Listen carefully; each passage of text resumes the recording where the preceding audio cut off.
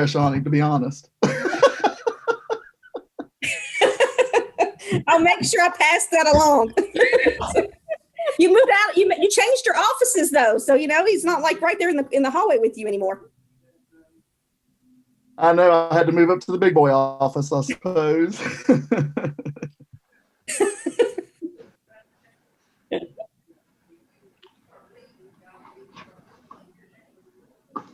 Misty, your husband.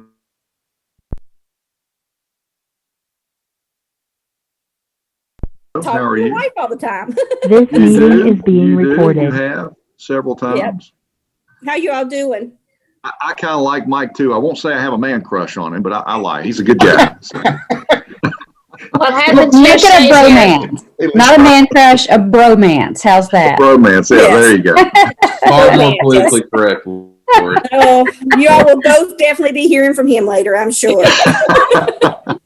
Hey, folks, we've got a long night ahead of us, so I would like to get started. Welcome to Session 6, to pitch night of the second annual Tazewell County Business Challenge. Again, I was just saying earlier, I cannot believe that 6 weeks have already gone past. It's just flown by.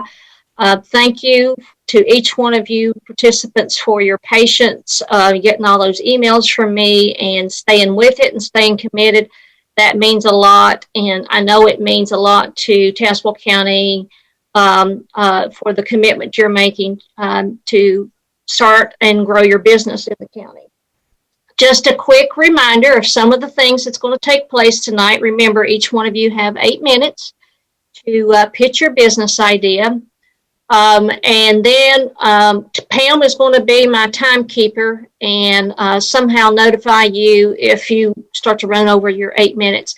And then we'll allow around 5 minutes for our judges to ask questions, and hopefully that'll help them before they start filling out the sheet. But I want to thank our judges, and if you're not familiar with them, I'm going to go as it's on my Brady Bunch screen. I want to introduce Larry Ratliff, no relation. I've not seen him at least in any family reunions. He's with First Community Bank. And then I want to introduce, Melanie Lawrence with Lawrence Brothers. And then also David Height with Bluefield College. And also David's into lots of other things. So that is our judges tonight. Andy. Yes, ma'am. I would just like to say that Larry Ratliff and Melanie both serve on the Tazewell County IDA board as well. Y'all don't give Pam enough work to do, so I'd like for you all to give her something else to do. I don't know if she keeps up with what she has. But any questions from the competitors before we get started? And the crickets are in the room. Let me check to see. One of our competitors was on and then lost internet. And I wanted to see if Donald has found his way back. He might be climbing a pole someplace to try to get internet access. I'm trying to figure out when his presentation. He's number 4, so hopefully he'll be able to reconnect with us before we get started. Judges, do you have any questions? If everyone will mute while everyone's doing their presentation, and I'm going to change the slide view to speaker only so that you can see all the presentations well on your screen. So first up is Deborah Ratliff, and Deborah, I'm going to turn it over to you. Okay. Deborah, this is Pam. If you'll let me know when you're ready to start, just tell me and I will start the clock. Okay, I'm getting ready to share my screen now, I hope.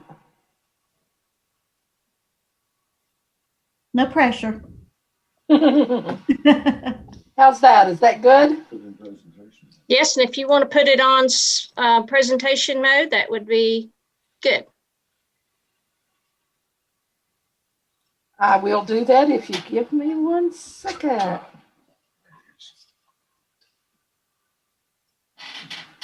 Okay, everyone see that? Okay. Yes, you're good. All right. Good evening, everyone. I am Debbie Ratliff with Foxtail Orchards Incorporated in Tazewell. We are an existing business, but we have a plan to improve and expand on our business that's there. We started our business in 2015. We are located on Mackey Lane in Tazewell, Virginia, which is back of the Dragon. Our first cabin opened in 2016.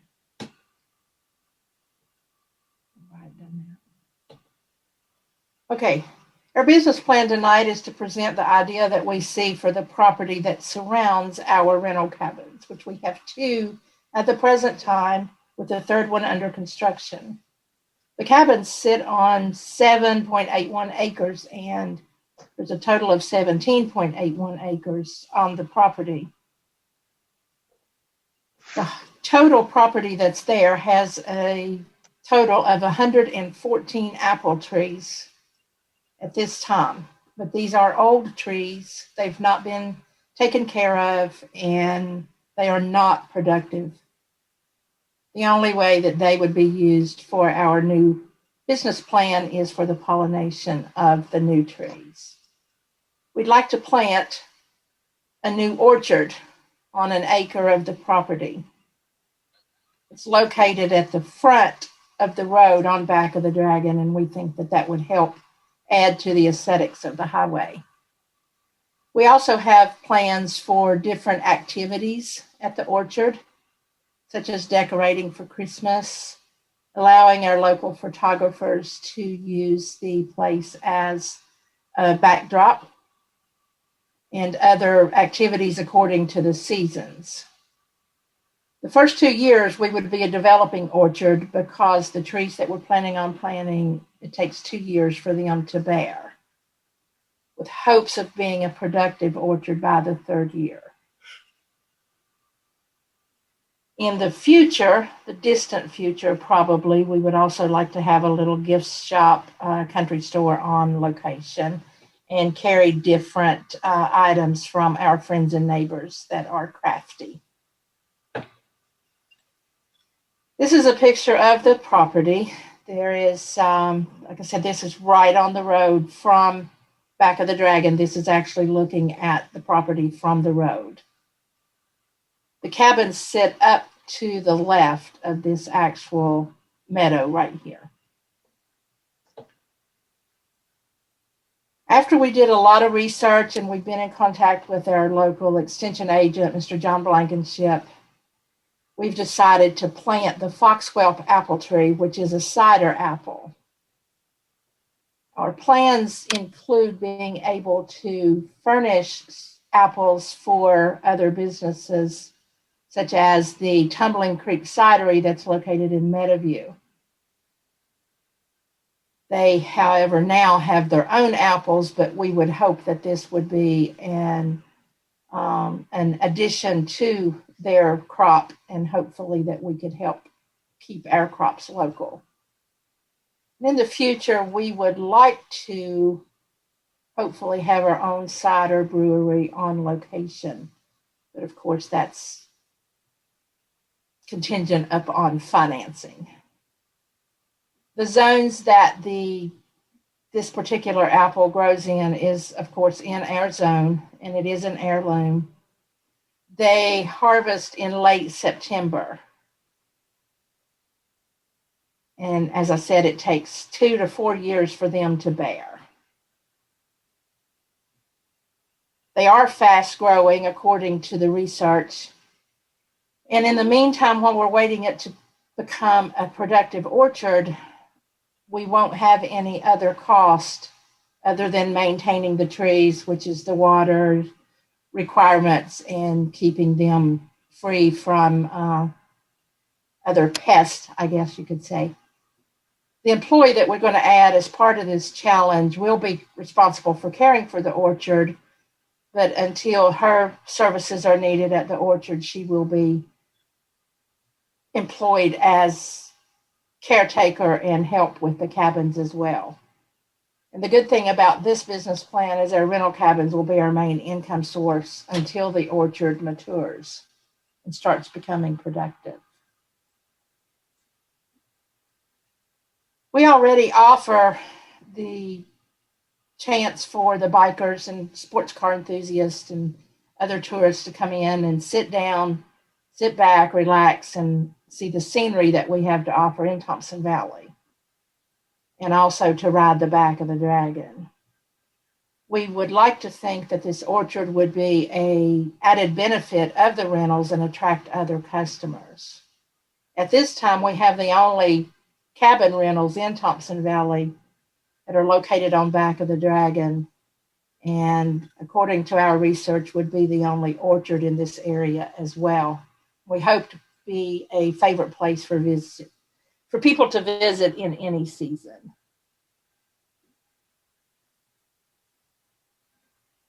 By never being involved in the market in this capacity before, it's hard for us to judge the market size. We would just like to be able to cater to our guests and anybody else. Whether you stay at the cabin or not, you could visit the orchard. We do expect the business to grow over the next few years, but the growth rate was unpredictable as well. Our rental business has grown steadily over the last 4 years. The back of the dragon, as you all know, has been a wonderful addition to our area and one of the main tourist attractions around. We would like to be able to offer the country setting for the back of the dragon guest or our cabin guests to just come in, spend a night at the cabin, tour the orchard, just sit back and relax. Thompson Valley also has our own winery, the bee farm, and lots of other natural wonders, including caves. The one thing that we think will be beneficial to us in this particular business is the Thompson Valley Bee Farm. And of course, the other events that are held throughout the year that bring in thousands of tourists, except for 2020, as we all know. Debbie, you have about 38 seconds. Okay. There are only 2 other orchards that we could locate within anywhere close to us. So the orchard would be pretty much standalone as far as competition goes in this area. And our location, as we say, there's lots of other tourist attractions around here, the Spearhead Trails, the Cole Heritage Trail, Crooked Road, Hatfield McCoy's, and others that are still in the planning stages in our area. Okay, clock's ringing. Wow. Okay. Thank you. Sandy, I feel like the bad guy now. Well, I thought I had it you. timed, but that's okay. It is And 8 minutes. yes. Right? Yes, Somebody's yes, gotta be that's correct. So, questions, judges? Hey, I have a question, Debbie. You mentioned the other trees are not bearing at this point in time. Are they salvageable at all, do you think? Or Maybe 50% of them are, but they have been neglected so bad over the years. Not Yeah. exactly sure. We've had a couple of people look at them. right? And one of the gentlemen was a forestry expert, and he said that they probably were some of them that would be salvageable. Yeah. Okay. We would like to hope that they could be. Mm-hmm. I have a question following up to Larry's. So Debbie, you did a great job on your presentation. Thanks for Thank you. putting those visuals up there for us. So you're planning to repollinate a different type of tree after the other trees are, I guess, removed from the land. Is that correct? Did I understand that correctly? I totally did not hear your question. My guest left behind me and asked me should he answer the FaceTime call coming in. So I'm sorry. No, that's okay. So your plan is to repollinate a different type of tree into where these trees that will be removed are now growing, correct? Actually, we're not going to remove the trees that are there. The extension agent said that they would be okay.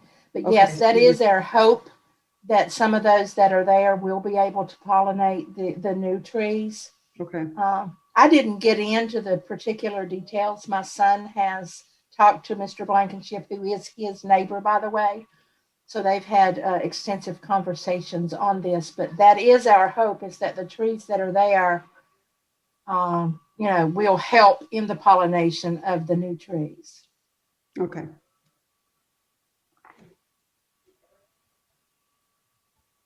Deborah, I have a Yes. question. Uh-huh. So I love the adventure tourism and cabin rentals. I see a lot of those popping up. I'm excited about that. What are some of the other markets? It sounds like you have one.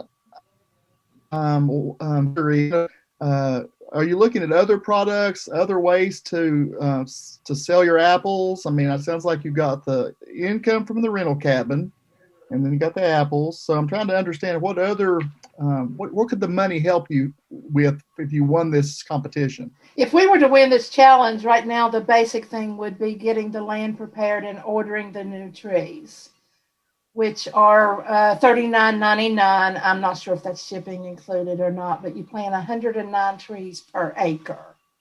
So that's where the basic part of the money, if we were to win the challenge, would go. As far as in the future, providing apples, of course, you wouldn't sell them to local people as far as picking your own apples by it being a cider apple. But we're hoping to use the apple orchard tours, some kind of fall activity in the future. Like I said, the backdrop, and we definitely will decorate for Christmas with all the lights and everything. So that's, in the planning stages, that's what we're looking at. Do you feel that you're going to be expanding your cabin rentals? It sounds like you have two. Will you be going and increasing the number of cabins you have in the future? Yes, sir. Our third one is already under construction, should be open by, we hope, spring of 2021. We do plan on to continue going as we, get the funds to do with. So that is our plan. We hope to have cabins all over the hillside there one of these days. So we have grown. It has been amazing as far as I'm concerned with the cabin rental. Had a lot of naysayers that, in the corner of Thompson Valley, you're not going to rent. Well, we rent pretty much all the time. We do one night rental, which is also a good thing. A lot of places do not do that. Our third cabin is going to be 2-bedroom, full kitchen, not just a studio cabin like the other two are. Just out of curiosity, how much do you rent a cabin like that for per night? Our average is $65 a night plus a cleaning fee of $25. Stop it. Sorry. That's the grandbaby. That's the grandbaby, which they had to physically pull out of my car this evening and drag him across the parking lot to take him home. Any other questions, judges? Just one other question. I would imagine that, and you may have calculated these into your projections already, but an apple orchard, I guess over time, as it matures and as you have to start working, that's pretty labor intensive. Is that what you found in your research, and have you populated that into your projections? Yes, my son did. Like I said, I didn't get into the specifics. I got chosen to do the presentation and all of the hard work. Right. Yeah, he factored in, how much the trees produce, how much per bushel they're worth, how much cider they make, and then selling that. And I failed to get that in my presentation, and I do apologize, but that will be in the business plan. And I just have a quick, I don't know if it's a question, maybe more of a suggestion, but Debbie, if you haven't already, I would like to strongly encourage you and your son to maybe speak with other orchards like Williams Orchard in Withville or other orchards in similar demographics to Tazewell County, and I think you would find probably a wealth of information about how to really, populate that and grow that into what seems to be your vision. Yes, I think that we had already planned on doing that. I'm not sure if he has reached out to them yet or not, but you're exactly right. That somebody that's already been in the business. Now, Williams Orchard is a very large operation, so I think that would be would be good. They started small, didn't they? Yeah, you have to start small, of course, and the good thing about where we're at is the trees that are already there, if they can be salvaged, and then, we have more property to expand that doesn't take the property away from the cabins. Right. So you've got potential for growth. You just want to maybe find out how they did it and see how you could scale it. Okay. Thank you. I appreciate that suggestion. Well, thanks, Deborah. Judges, while I think it is Renee, while you get set up, Renee, you can complete your scoring sheet quickly while everything's fresh on your mind. And Renee, are you doing a PowerPoint or are you just talking? I am doing a PowerPoint. Okay.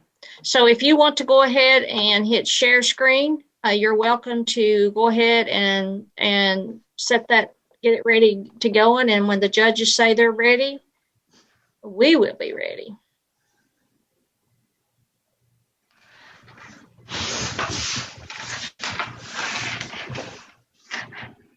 Renee, if you'll let me know when you're ready to start, I will start the clock.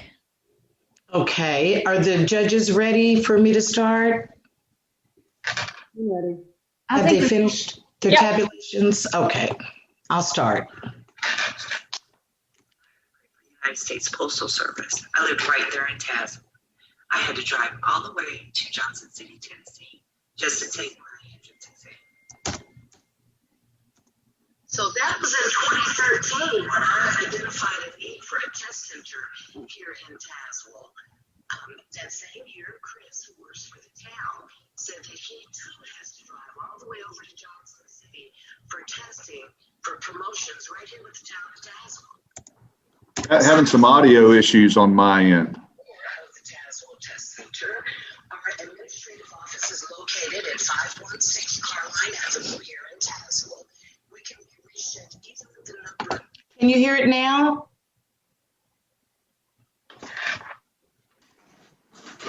Can you all hear it?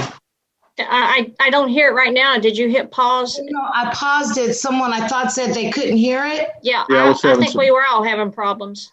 Yeah. I have my volume all the way up.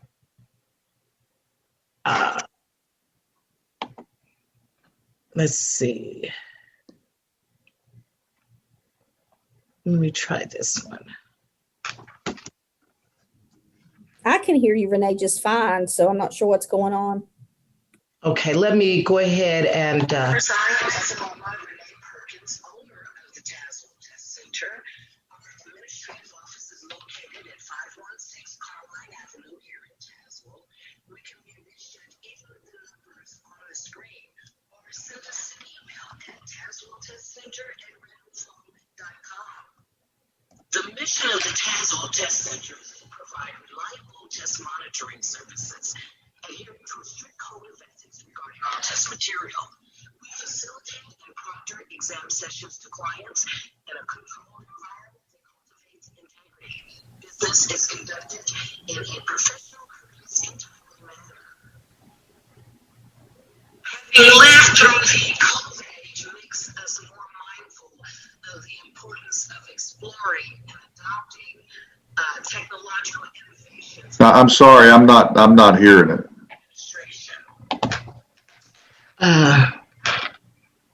Is there a link? I don't know if everyone else can hear it, but is everyone else hearing it okay? It could be on my end. No, I have earphones in, and I still it's coming. When she first goes to a new slide, it sounds pretty good, and then it just starts fading And then off. it kind of fades out. Yeah, that's my experience. That's what it's doing here as well. I don't know. Does anybody know what I can do to stop that from happening? I'm not. How are you playing it? I would just say, Renee, if you could just screen. Yeah, read what we can hear you when you talk. Yeah. So I would just say if you could read what's on the screen and just not play the video part of it or the audio part and just speak, because we can hear you fine that way. Sandy, can we let her start over? Yeah, if you want to just we can stop the clock and start over, Renee, if you want to start from the beginning. And I just don't believe your recorded audio is coming through the way you want and need. Now I could barely hear this one, but it was tough to hear any others. And you're muted right now. Okay.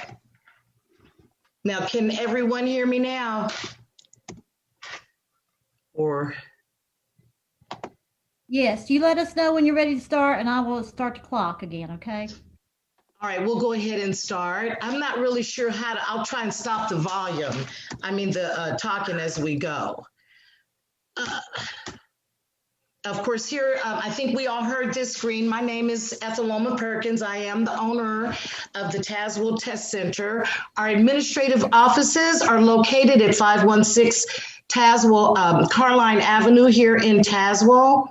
You all can contact us at either of the numbers located on the screen or send us an email at tazewelltestcenter@redroofhome.com. The mission of the Tazewell Test Center is to provide reliable test monitoring services, adhering to a strict code of ethics regarding all test material. We facilitate and proctor exam sessions to clients in a controlled environment that cultivates integrity. Business is conducted in a professional, courteous, and timely manner.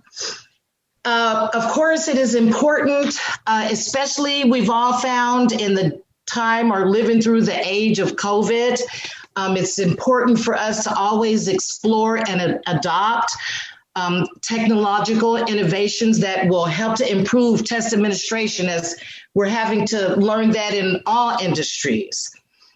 Training for the test center staff will be congruent with vendor requirements. We plan to begin with 4 to 5 stations and also to become a vendor within the first year for Pearson VUE. We hope to do that in both of the Virginias. By year 3, we want to be administering testing for the United States Postal Service and other test owners. We will continuously assess the staff, services, facilities, policies, and procedures.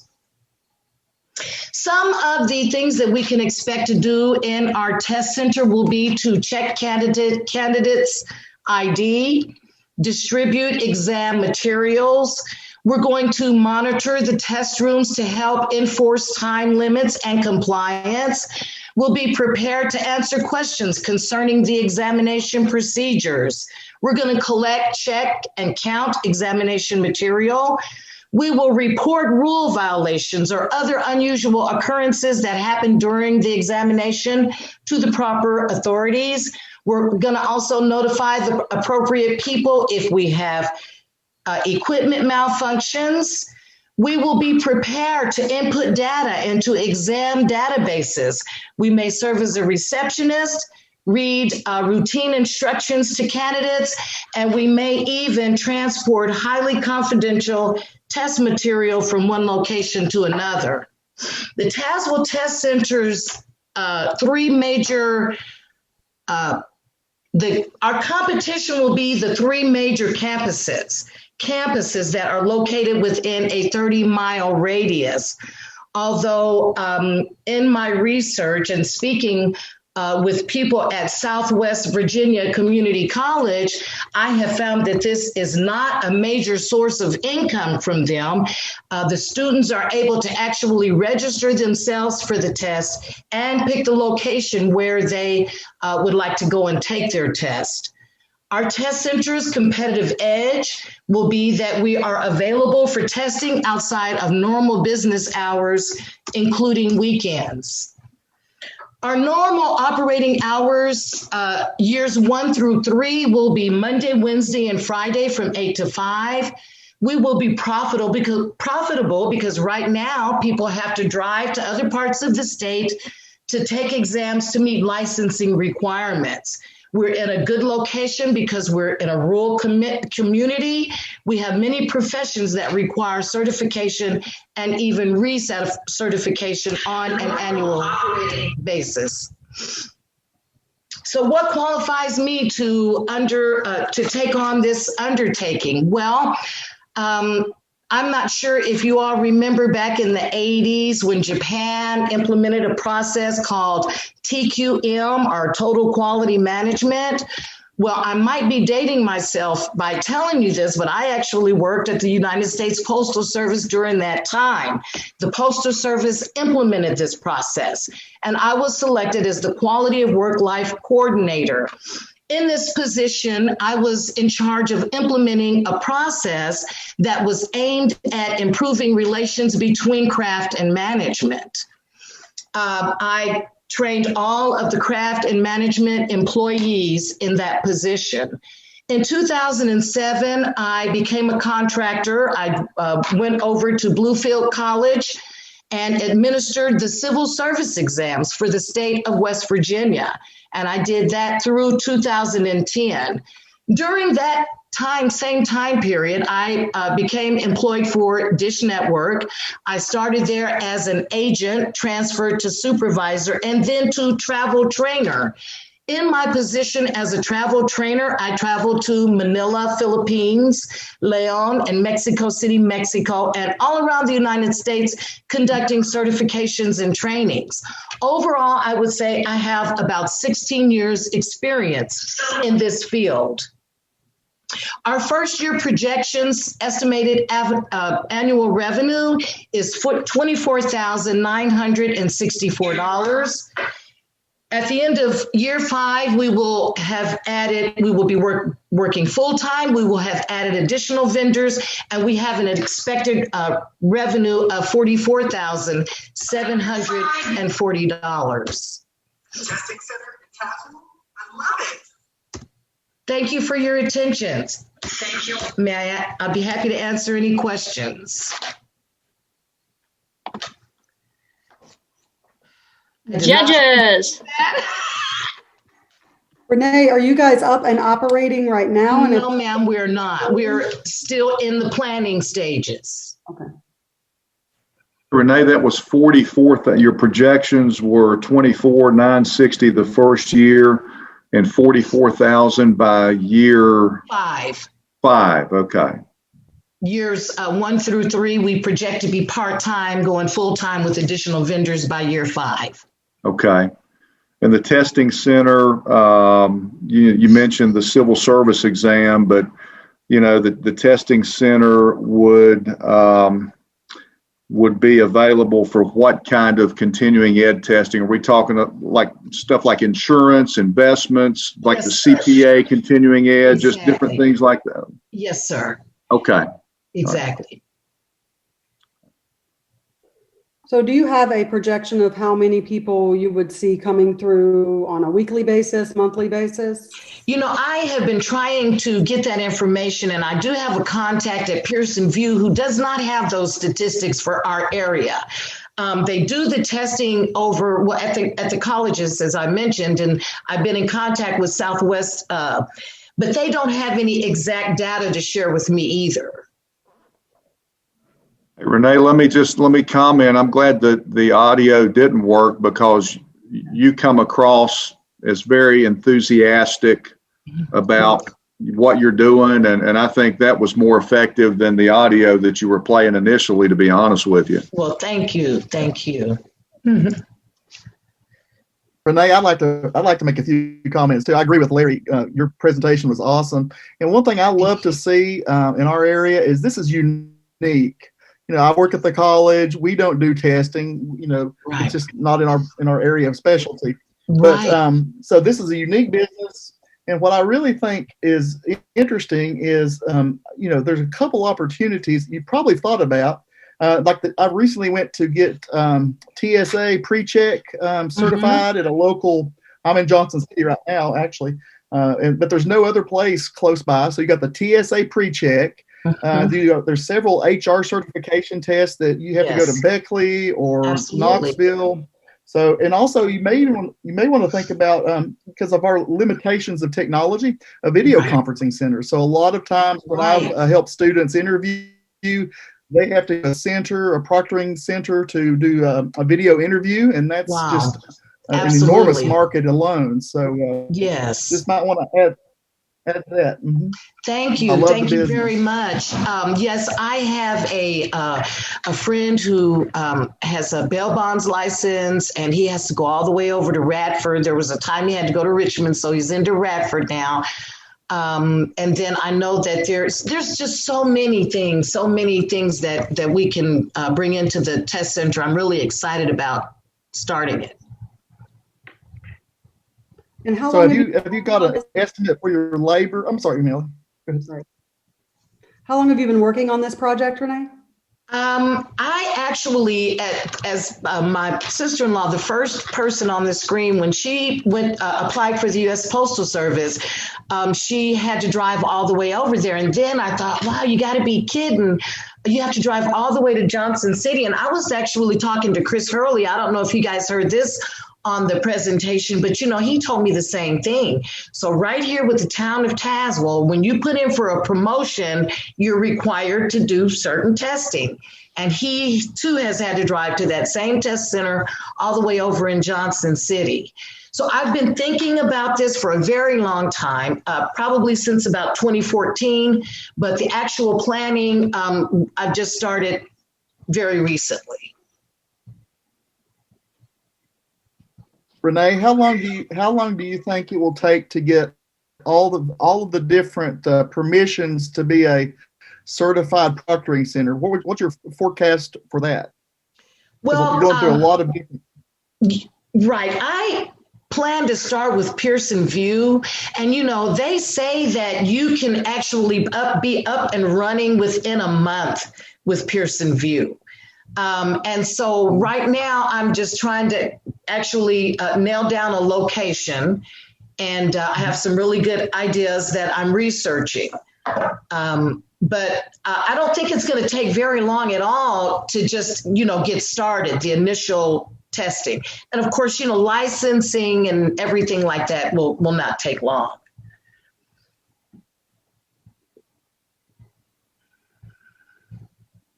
And do you already have employees hired or kind of? No, ma'am. In the beginning, I'll be the full main employee. I do foresee having a need for maybe a janitor, but in the beginning, I'll be the main employee.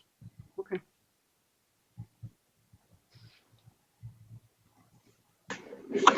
Hey, Renee, I saw of course, your projections. I think you gave us your revenue projections, but I'm not sure that I saw your expense projections and what kind of net profit you were anticipating years 1 through 5. What I put there, and just because of the time limits, I didn't go through all those screens. I do have that. Thank you to Misty. I do have that, and so it will be in my business plan. But those line numbers, I believe we used about $300 a month as an estimate to put in for the financials for rent. Okay. Okay. Any other questions? Well, thanks, Renee. Great job. Thank you. I miss us being in person. We can't have that. But okay, next up, Amanda Ellswick. Hey, Amanda, are you doing a PowerPoint or are you doing it all from the floor? I'm doing it. I'm going to let my store be my backdrop. No, girl. Judges, you need a minute. Huh? Wait, let's give the judges a moment. All right, so you just wait just a minute, and then when we're ready, then we'll wait. You can let Pam know that. Okay. Y'all let me know when you're ready.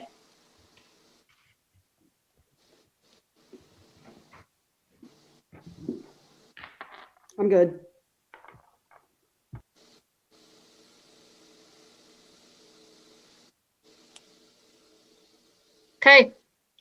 Are we ready?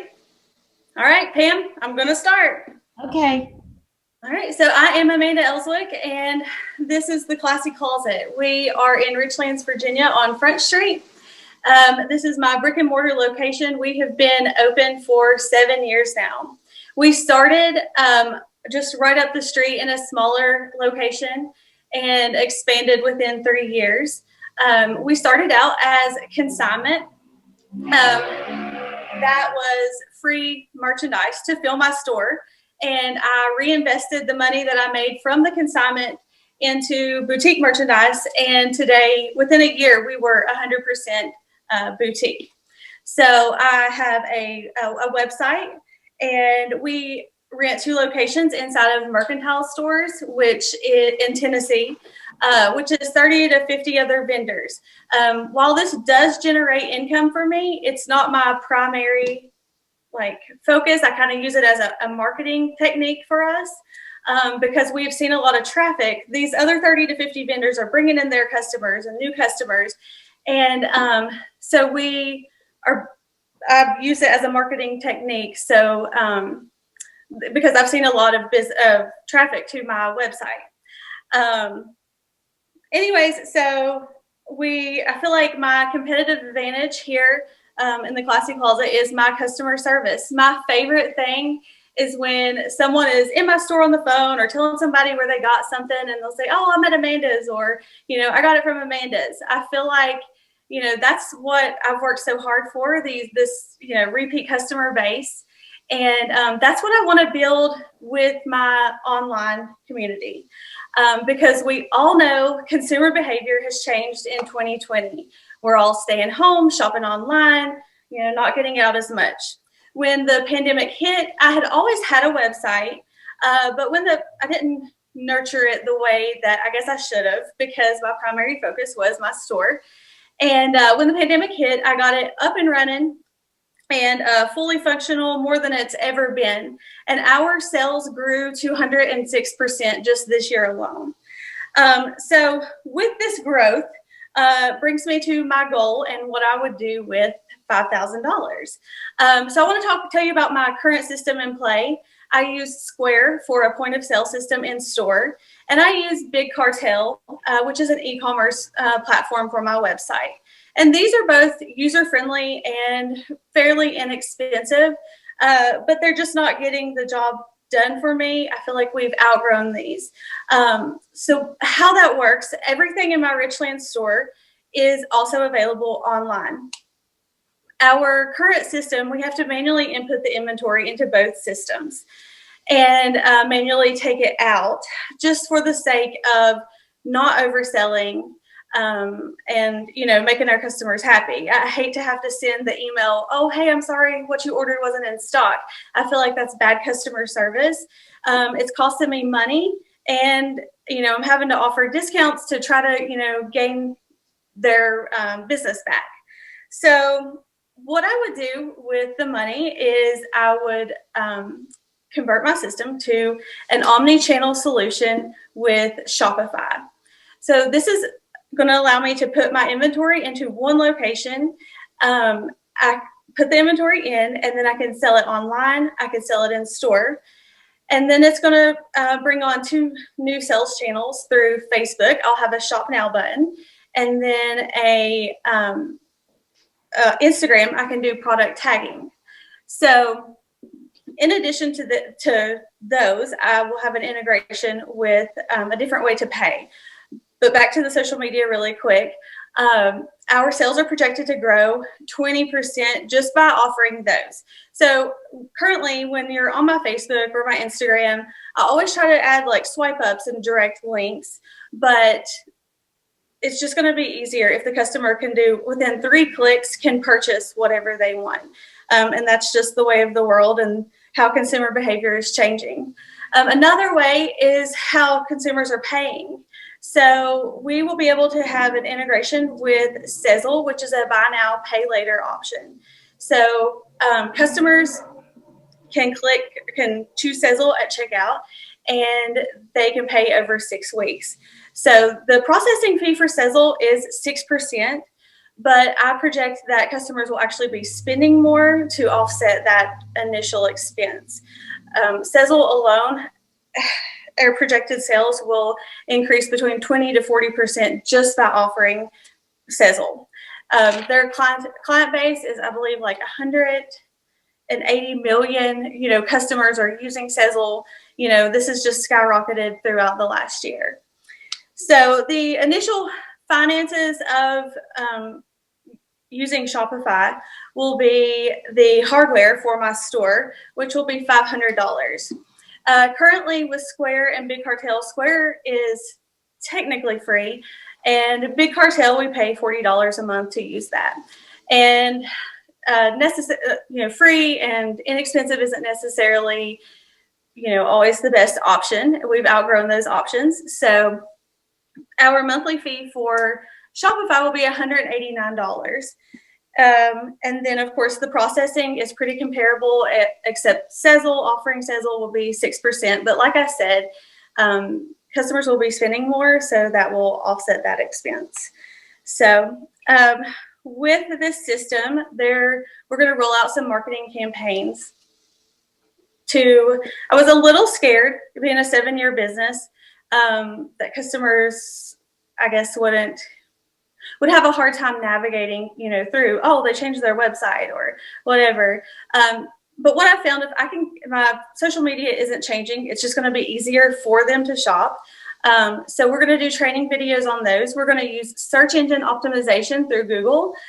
So to use certain keywords to get Google, someone that's searching a pink dress or, whatever, on searching for something to wear,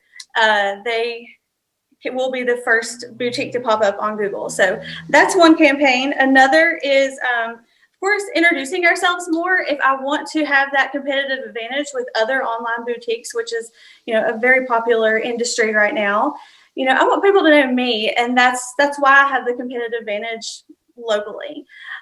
So I want people to know me, and we'll be introducing ourselves and offering personal shopping.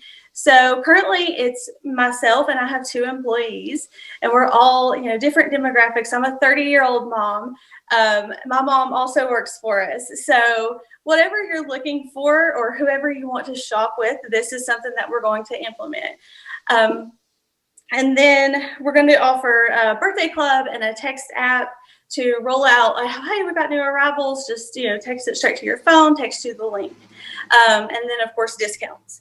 And then to gain repeat customers, the world is all about being, I guess, influenced in their consumer behavior. So we're going to offer our customers, like a discount for themselves and 2 friends if they'll, show off what they have or show off what they purchased from us. So I think your time's up, Amanda. Oh, man. I'm sorry. Oh, I was talking as fast as I could. I know. Good job. I'm sorry to have to cut you off like that. Okay, you do have to be the bad guy. Somebody has to do it. I know. She does a good job at it. You do a good job. Yes. Amanda, you're just getting warmed up. I know. I'm out of breath. I got my workout in. Well, judges, do you have questions? Maybe something she wasn't able to get to that you want to know about? Well, I tell you, she covered a lot of good stuff there in a relatively short period of time. But what you said, brick and mortar. What are your hours again? Maybe I missed that. Oh, so we're open Tuesday through Friday 11 to 6 and Saturday 11 to 3. I loved what I heard you saying about, customer service and putting a premium on customer service and repeat businesses. You said you had a couple of other employees. Do you kind of put them through an impromptu customer service training program when folks come in to work for you, or? And then, that's something that I didn't get a hit on is the training with the new system. I guess, change is always intimidating to people. Yeah. So, we would offer training for that, but we do. Whenever they're here, I tell them, like, this is your party. Make sure that everyone's having a good time. So that is how, I tell them that to treat customers. And so they've developed relationships. And, I said, we're not a clique, but, we don't just let anybody in here. You have to have a strong personality And, I want to make sure that my customers love everybody when I'm not here. Well, customer service is something we have a shortage of these days. Good customer service, that's for sure. My last question, I'll let the other judges. Your suppliers, I don't know, you didn't mention your suppliers. Where do you get your merchandise? Or maybe you did mention it and I missed it.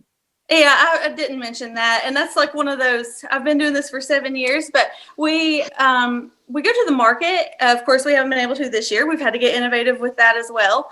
And so I found suppliers that most of them are in Los Angeles, and I've just found suppliers that I trust through going to the market. And then, of course, if we want to pick up new lines, we always go see what they have. This year, we do it all on FaceTime and Zoom.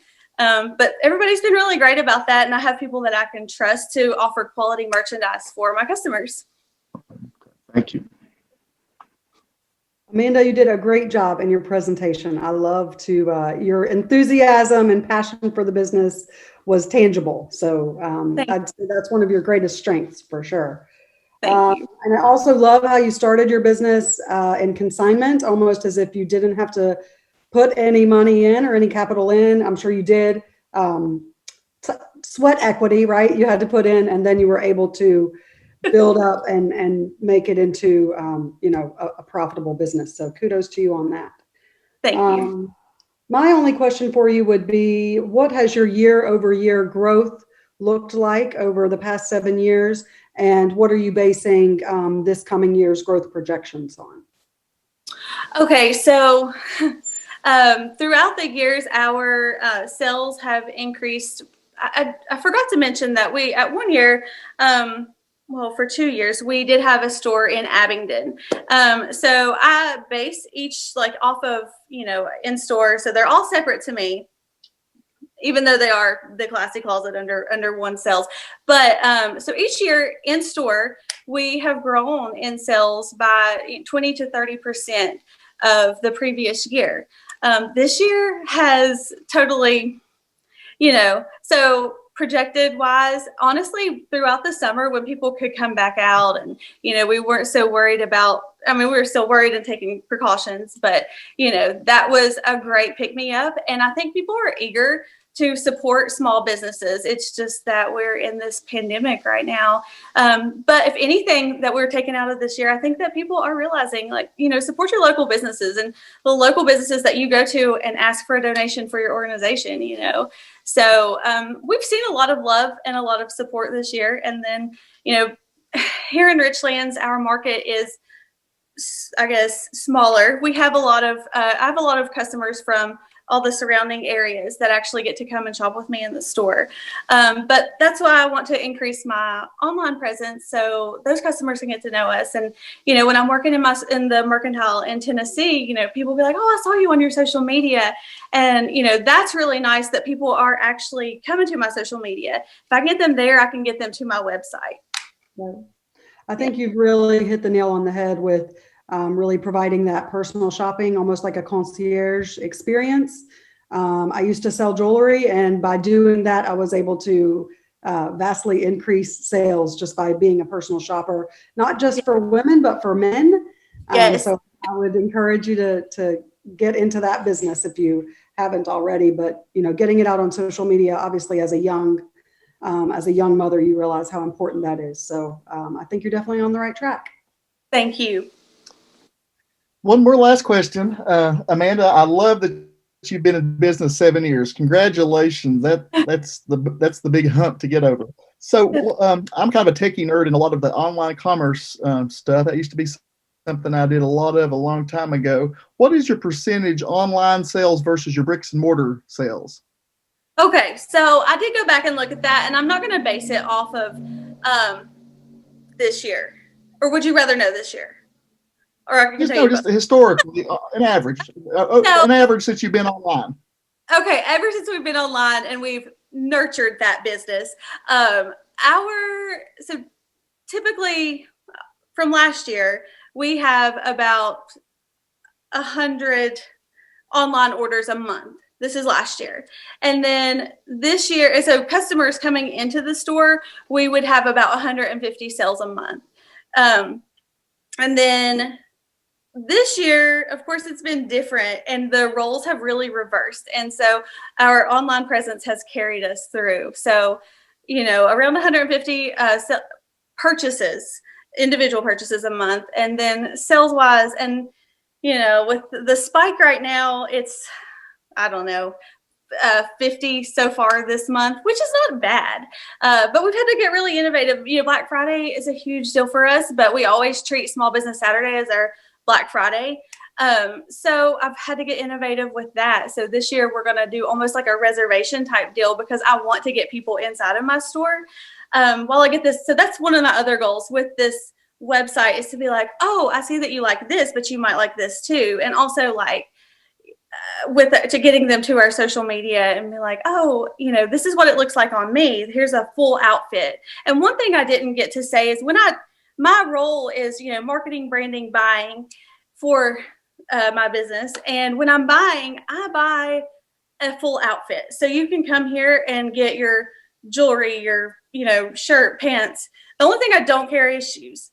But I have a model and I will, it's my sister-in-law and she works the store occasionally too. Everybody knows her. Everybody loves that they know the model. But I'll style those outfits and customers can see, oh, well, she put this cardigan with this shirt and these pants. So, sell the full outfit. So that is one of the jobs that's going to make a comeback with our new website. So that pulls me back to my question. So the percentage is what I was curious about, online versus your bricks and mortar. So my big question is why you've got an online presence and to go from one platform to the other, what I found with businesses is it really doesn't matter. You've got already, it sounds like a pretty good platform. Why not put that money towards maybe search engine optimization, HubSpot, using like a customer relationship marketing system to really drive your brand to your existing system? Because the technology needs to be transparent, and the tools you've got, in my opinion, are pretty decent. So going to Shopify and they charge a percentage and some other things. I was just wondering, what's really the benefit investing in a whole new platform versus putting it more in getting your brand out? So security, cybersecurity is my main reason. Well, not my main reason, but it is up there after doing this. And this is very intimidating for a 7-year-old business to come into this business challenge. But I've learned a lot about cybersecurity that I did not even realize, for my customers. And then offering the buy now, pay later. Tons of my customers are, hey, do you offer this? Because I'd love to buy more, but with the economy and different situations, they're wanting more. And then to me, it's worth it to just have the inventory aspect of it.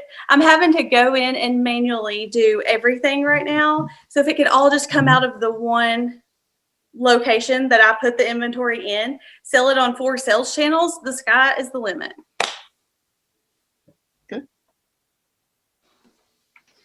Okay, thank you. Great job, Amanda. Thank you.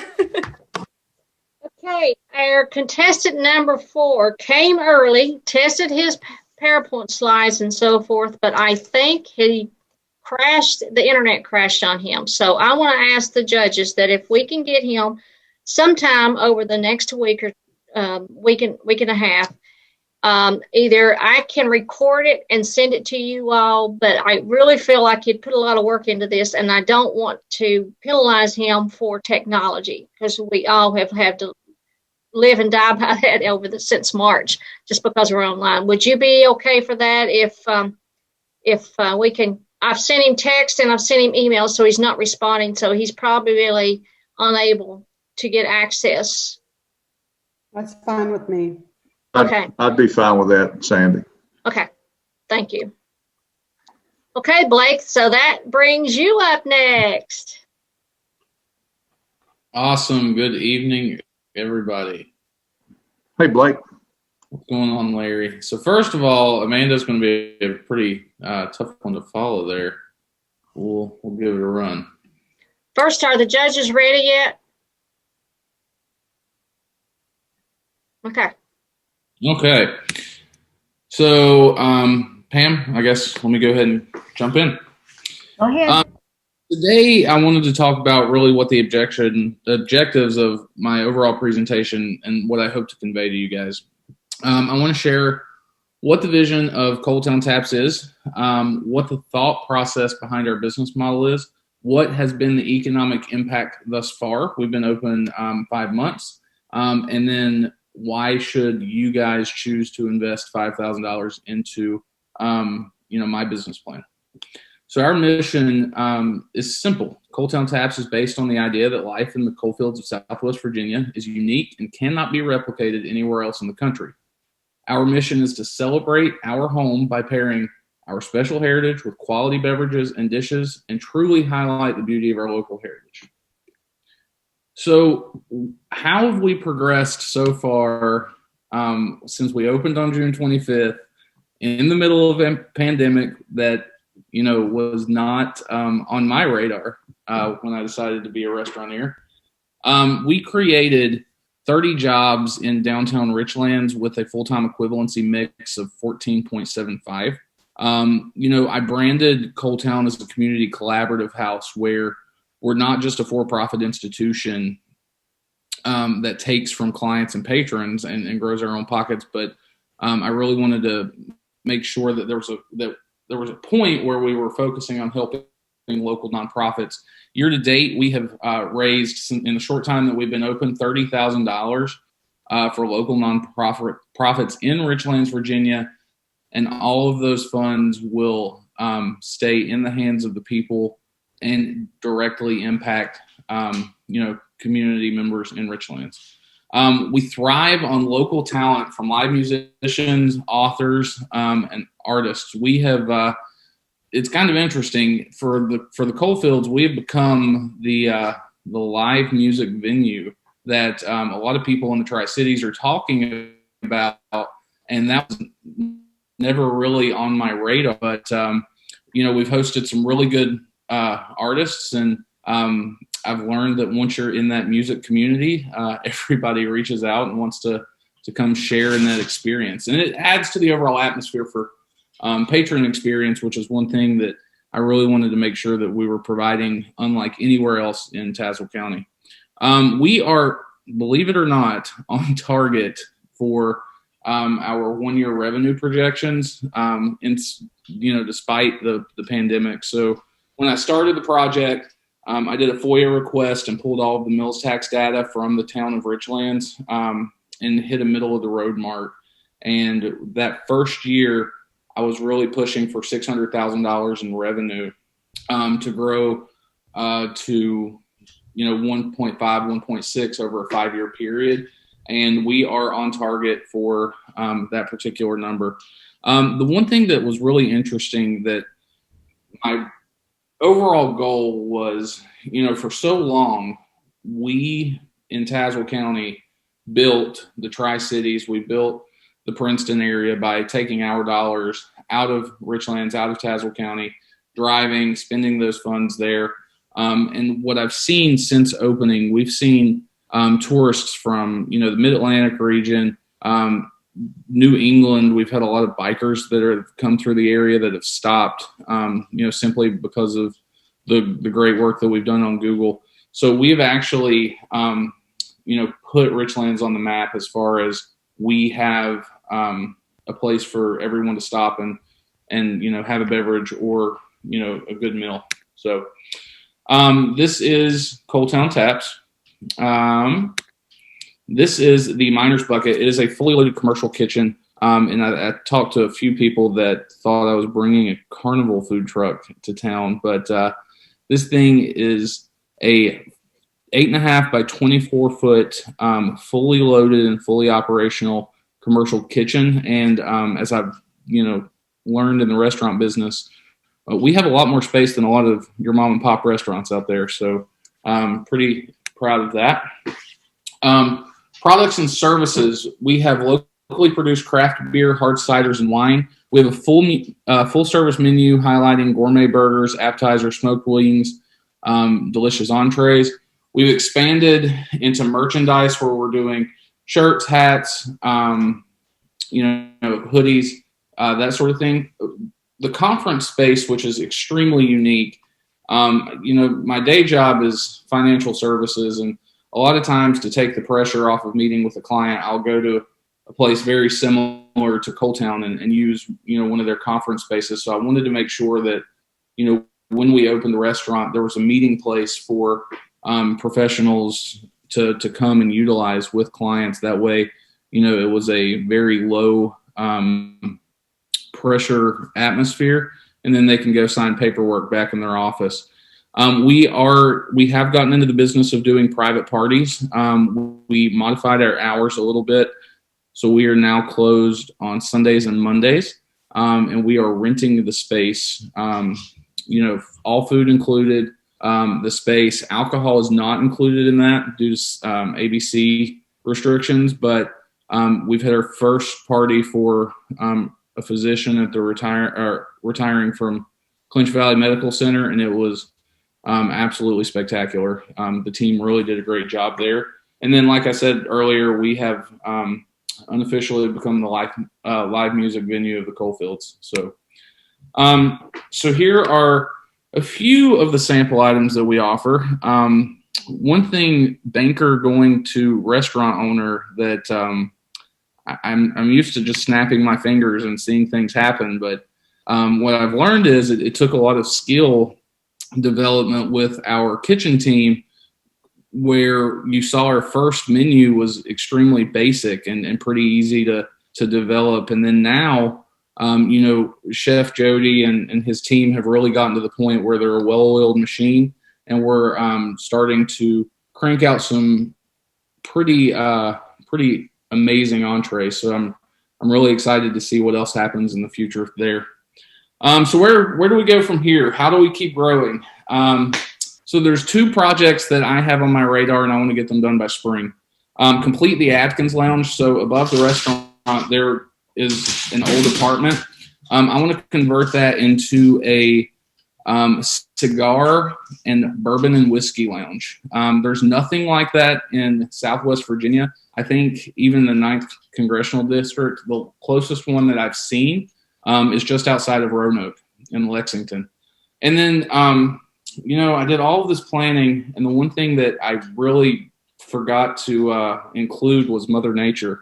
And, we had a very wet summer, and we have a very large outdoor dining space. So we lost a ton of revenue, and I hate to even guesstimate, but I'm assuming somewhere between $60,000 and $75,000 in revenue that we lost, because on some of our biggest weekends, biggest events where we had things scheduled, we weren't able to use the outdoor space. So my main goal at this point is to prevent that from happening in the future and cover the space, but not cover it in a way that I hate to interrupt, but it's done. As you guys can see, here are the plans for the lounge and the covered patio area, and that is really what I want it to look like. And with that, thank you guys, and questions. Hey, Blake, thanks for showing those food slides. I haven't had dinner yet, and my mouth was watering as I was looking at those. So, couple things. I think there is a cigar and bourbon and whiskey bar now in Bluefield. The Vault, Bill Cole, I think, has opened a restaurant there in Bluefield. So there's one a little closer to home than Roanoke.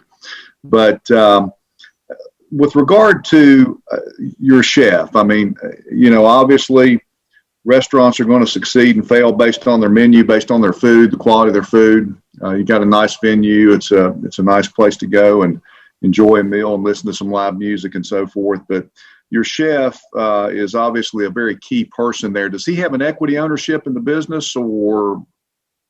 So he does not currently have an equity ownership in the business. The original plan was to, and this is still going to happen. So after we have been open officially a year, I'm going to reevaluate that. And part of what we're working for is a 10% stake. And so I plan to tier that up over 5%, in 5% increments over a 5-year period. Gotcha. Makes sense. Yeah, are you doing any catering? So again, banker turned restauranteur. I've learned that the catering business is far different than a brick and mortar restaurant business. So it's not something that we're doing now. But as we look to increase the revenue stream on down the road, I'm not opposed to adding it. Yeah. Okay.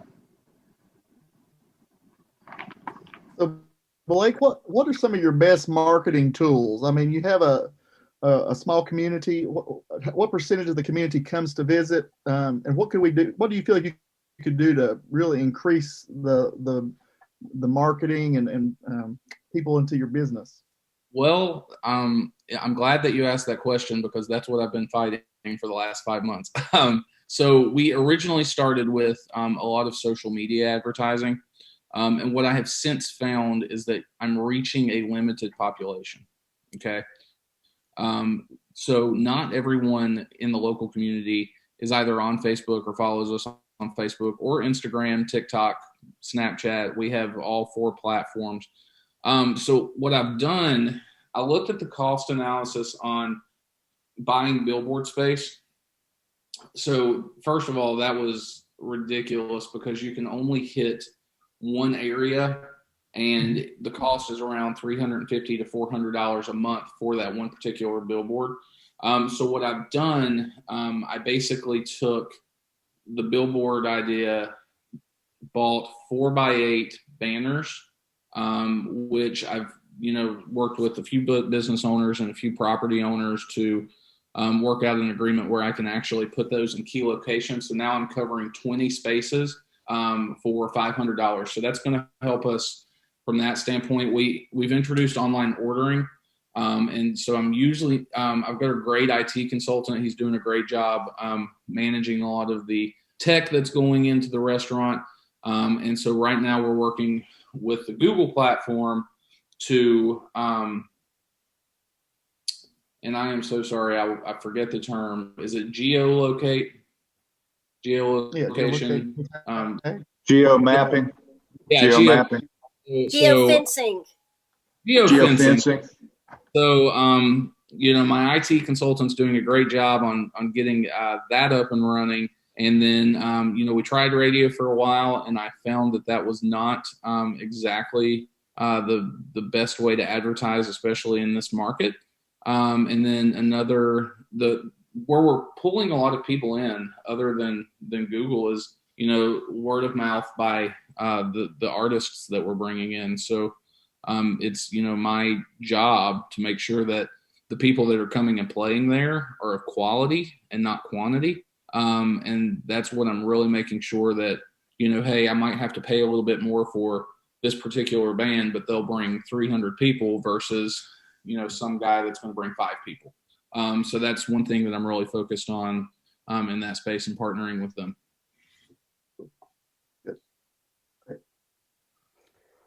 Sounds like you're doing some great things, Blake. I'm sad to say I haven't made it out there yet, but I plan on it. Looks like it's a fantastic place. I would love to see more pictures of it. My question was, do you have the same employees that you had when you opened 5 months ago? And how much of a problem has that been for you? Surprisingly, we have only lost 3 people through attrition, and which was not something that I was anticipating because I have a lot of clients and a lot of friends in the restaurant industry, and turnover is typically a high thing in the restaurant industry. However, what I will do, I'll give credit to, so my mom is my general manager. I'll definitely give credit to her, and I'll give credit to the chef as well. I was very strict when it came to the quality of people we were hiring. And so that did limit me a little in that, from as far as personnel goes, we have a lot of younger people working for us, but they're doing a great job. And then, we brought on a seasoned restaurant member or seasoned restaurant employee to help with running the day-to-day operations on the front of the house. And even though that, we're working with a younger staff, anytime that I hire, I would rather create good positive habits versus try to change bad habits. So we get to build our team members the way we want to build them versus having to, work through, loss prevention, theft, just, poor habits. So I've really got to give a shout out to the team and, fulfilling on my expectations there. Sounds like you've got some good creative people around you. I have a couple of fitness facilities, and we have a hard time with the marketing and finding what really reaches the vast number of the population as you can. And one thing that we found is referrals, word of mouth, like you were saying, is huge. So maybe think about some kind of opportunity for, say you have some regulars that come in and every time they bring a person, they get a punch card for a free beer or something. And maybe after they bring 10 people in, they get a free meal, or they get a free meal for them and someone and their buddy. Just some kind of like regular benefit to mimic a referral program. Yeah, that's actually really good feedback. So we have introduced a rewards program, and it's a points-based system, and it's tracked via the phone number. So every time you pay, you connect your phone number. But we could definitely incorporate the refer a friend, because that seems to be, especially during this time, what a lot of industries are doing to generate new faces. Right. Hey, Blake, kudos to you as well for raising $30,000 for not-for-profits. I think that shows that you really want to be engaged in the community and be a good citizen, corporate citizen. So. I appreciate that, Larry. And one thing that I've always said, you can, as a business, and it doesn't matter what business you are, whether you're the gym or the clothing store or restaurant, a bank, you're only as strong as the strength that your community has. And you have to, we're not in a world where we're competing against each other anymore. We have to keep building it together. And so that's one thing that I adamant about when, I started this process.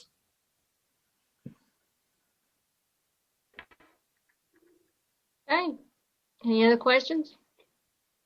And yes, I'm hungry too now after seeing that, especially that chocolate cake. For those that don't know, I am a chocoholic and I admit my problems. But great job.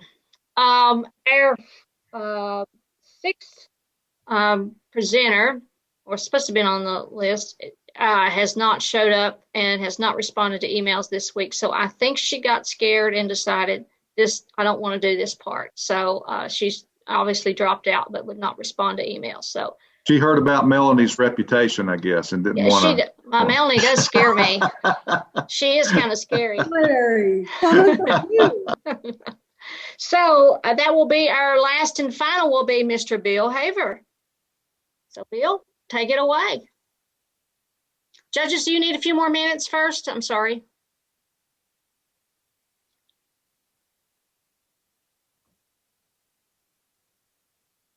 See, David must have stepped away for a moment. But Bill, you can go ahead and get your. Can you see that? Oh, nope, you have it square. Share screen. Didn't share it. Wait a minute.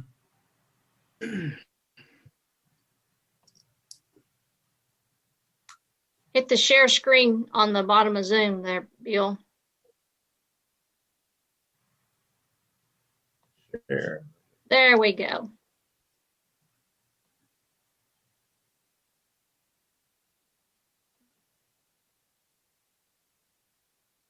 Just let me know when you're ready. Boss? Is David back? Yeah, he's back with he had to wet his whistle. Okay, we're ready. All right, I'm ready. This is Appalachian Treasures. This tells a little bit about what we do and what we have. We are a retail space. We rent space to different vendors, artisans, crafters, anybody that has unique items We try to specialize in local made stuff, local made products and crafts if we can. We're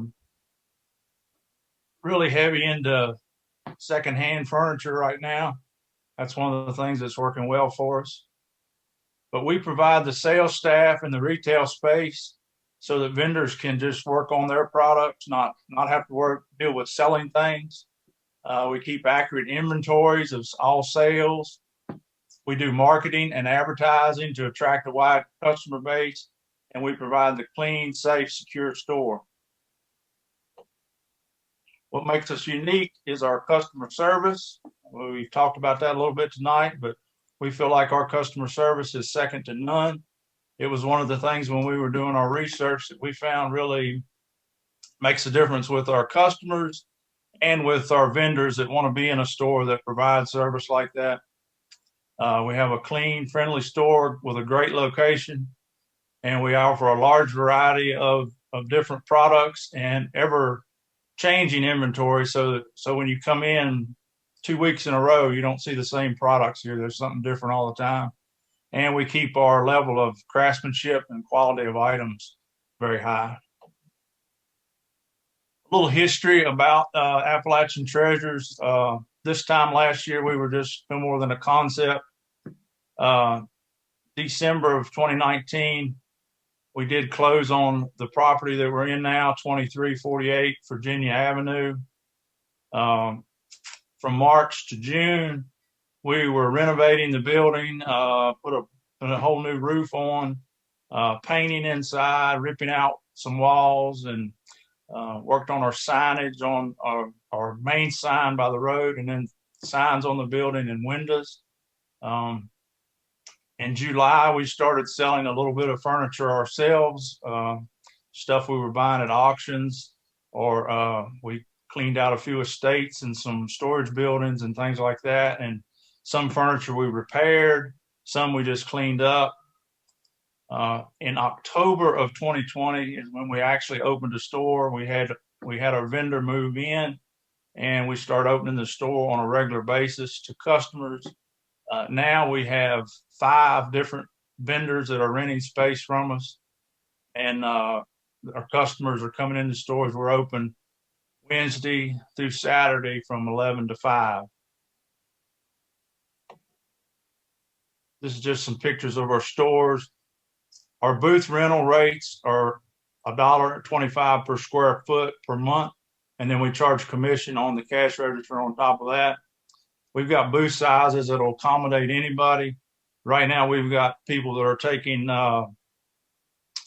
approximately 200 square feet, and we've got people that just rent a small area on a shelf that we've got just to keep a few small items in it. So we got an excellent location on Highway 19, but in September, they did come through one day putting cones in the middle of the road and started a bridge construction, which limits our access. We now can only come and go one way on the 4-lane, and that's probably going to be at least about a 2-year project, and it has cut into our traffic count a whole lot.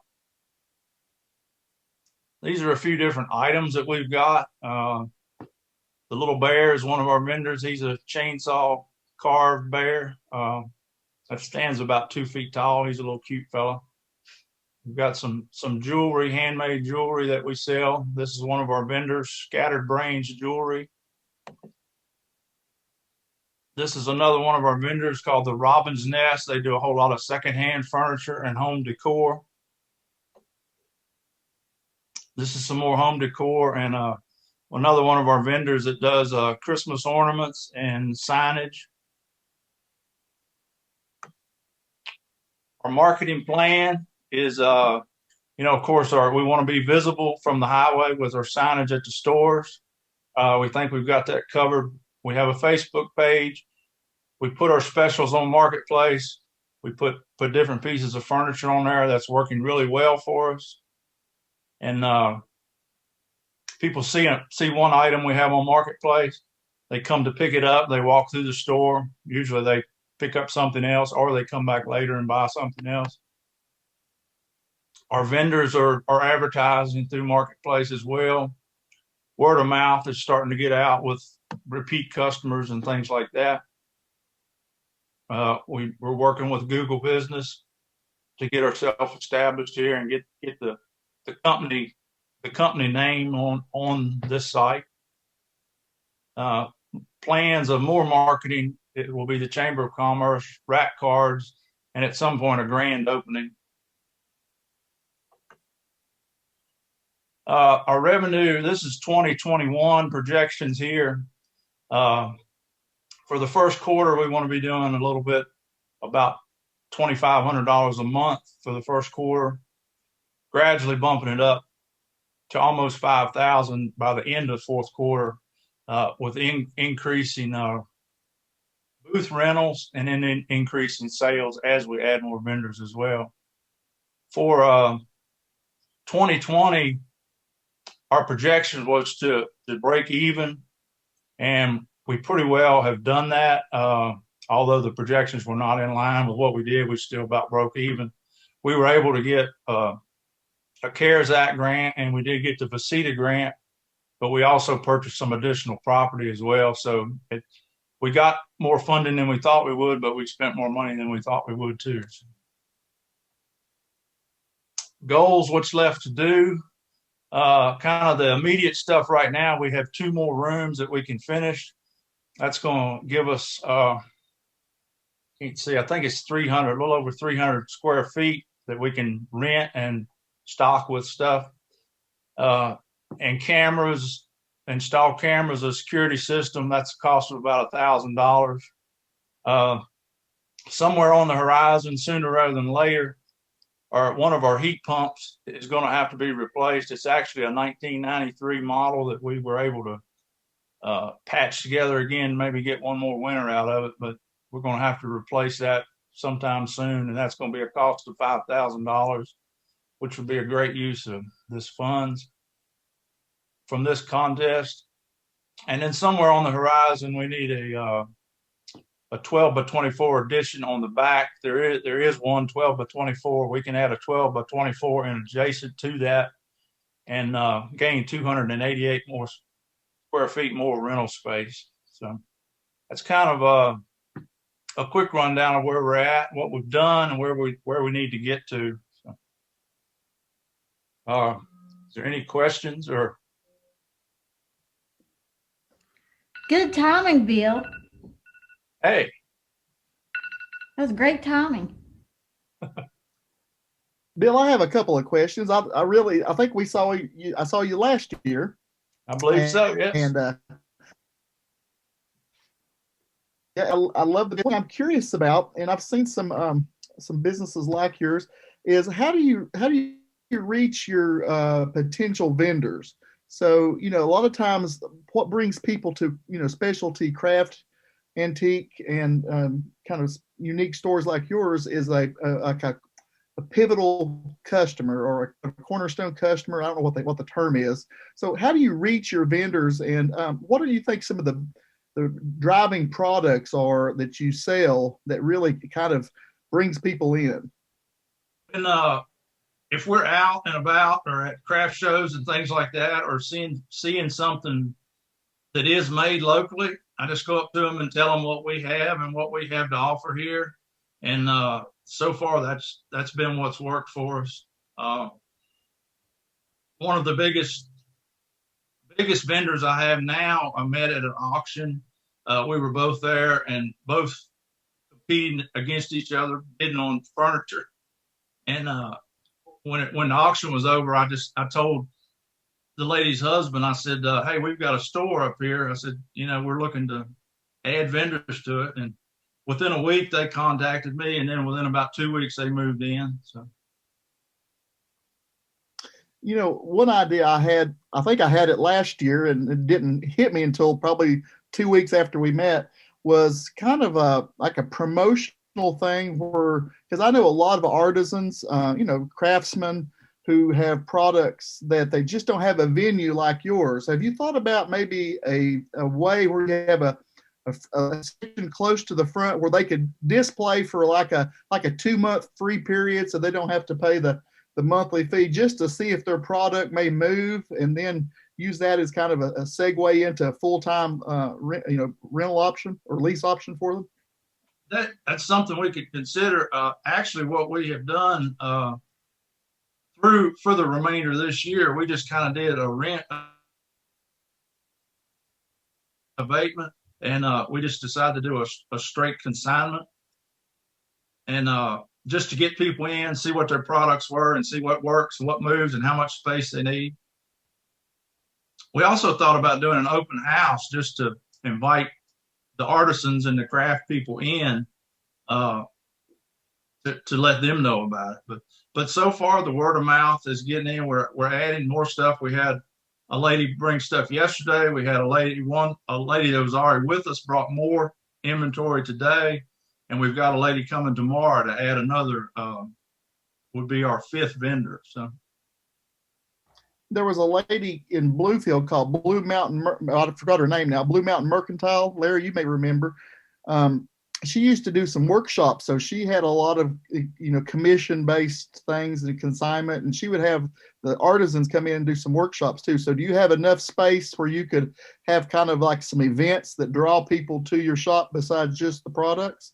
The 12 by 24 that's existing now, I kind of turned it into my wood shop while we were renovating the building, and I did some custom shiplap walls. I did a lot of my own trim work and some of my flooring and everything like that.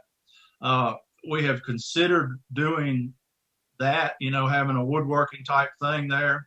I think it's more valuable to me to have it as rental space. So that's an area I need to clean up. The 12 by 24 that we build, that would be something we could do, is having a room like that we could bring in some woodworkers, bring in some pottery type thing, bring in some people that make jewelry, or bring in, I want to get some quilters and sewers and things like that, crochet items. That's what I want to kind of fill a little need for with that. So. Yeah, I think people see activities. Great idea. Yeah.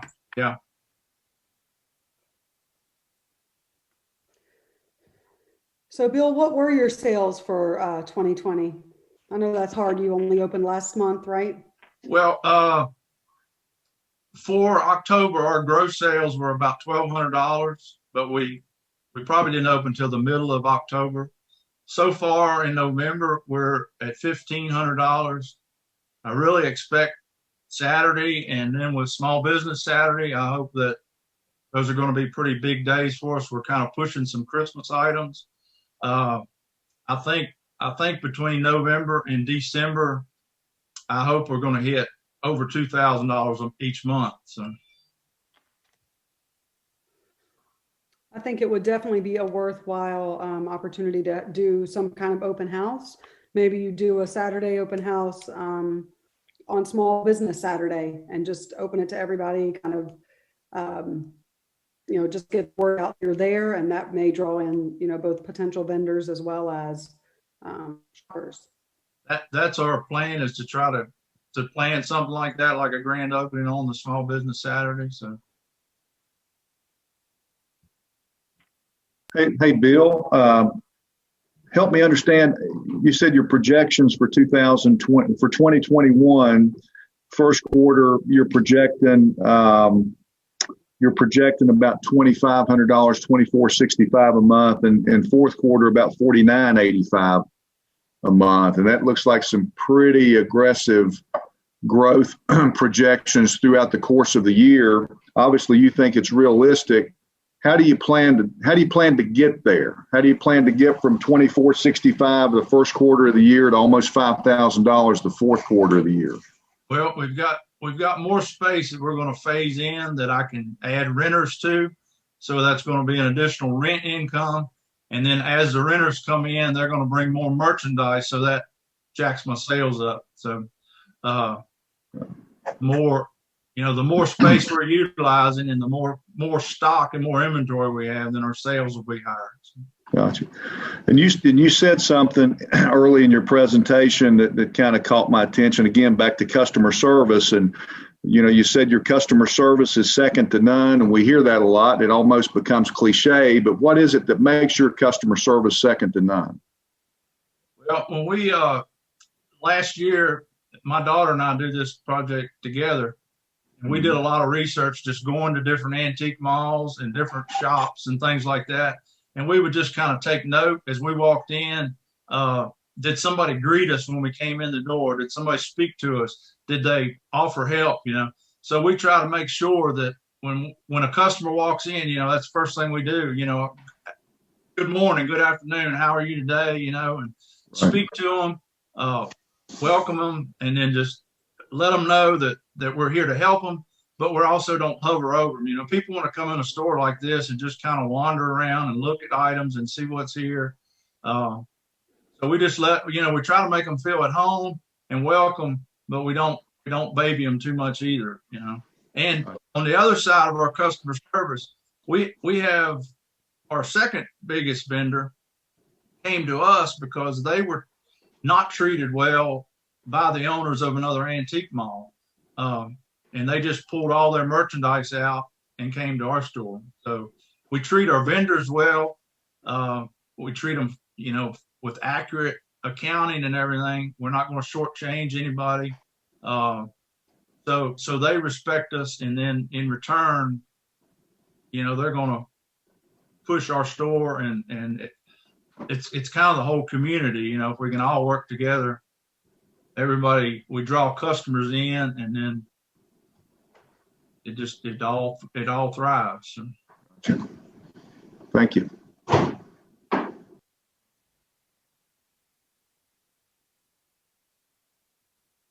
Any other questions?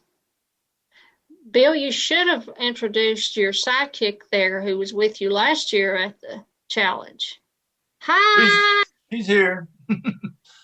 Store manager and full-time clerk, I guess. Because if I remember correctly, you started this a lot for her to have something. Yeah, I did. She's our employee. So. Okay. Any other questions, judges? I'm not a judge, but I do have a comment. Bill, I was just wondering, do you have any plans, or have you thought of having anything like a live sale, like once a week with any of your vendors? Because I've seen a lot of people that have spaces like what you do. They are doing that, and they're doing great with it. What do you mean a live sale? Like they schedule it on their Facebook page. Like, we're going to have a live sale on Friday at 2:00 or 6:00 or whatever. Friday's not a good time. I just threw that out there. Yeah. But they just schedule the day, put it out there on their Facebook, and they do a live sale. Like, if somebody, like your ornaments, like whoever's making, you can do one or two vendors, however much time you have, but you have to get it set up to where they can buy it during that time. It's almost like an auction. They put numbers on it, on the items that they're selling, and then you just say the price, like number 222 sold. They just type in what they want, but you have to get set up to do that. But it's a good marketing and selling campaign for businesses just like yours. Okay, but something we consider. Some people deliver it. Some shops deliver. They make local deliveries if they buy something that's pretty large online, and they'll deliver it to them. But you could just have pickup there if they sell it, if they live close by, so you don't have to ship anything. Yeah. And maybe as a bridge to that, because I know if you're not used to doing any kind of live videos or whatever on social media, certainly a live sale could seem overwhelming, but maybe as a bridge, you start with doing one live Facebook video or an Instagram story per week to just take them around the shop and show them what you have to offer. And just keep it short and sweet, and engaging is probably the most important. And you'll get, likes and comments and maybe even people stopping in from that. Especially for a new product. That's a great thing when you have either a new vendor. It would be a great way to announce them and show a little bit about their product. And Facebook Live and Instagram Live, you get a lot of hits on live video versus canned. Very true. And I have a question real quick, Sandy and Pam. I don't know if this is allowed, but Since Bill and Amanda are both inside their brick and mortar stores, would it be possible if they have the ability to just kind of take us on a very slow little walk through their retail store? I say slow because if you move fast, then the camera will probably move too fast to really be able to see anything, but just to kind of give us a true visual of what your shop looks like, what kind of merchandise you have, that type of thing. I'm fine with it because we had two competitors not show up. So, Bill, you and Amanda want to fight on who goes first? Ladies first.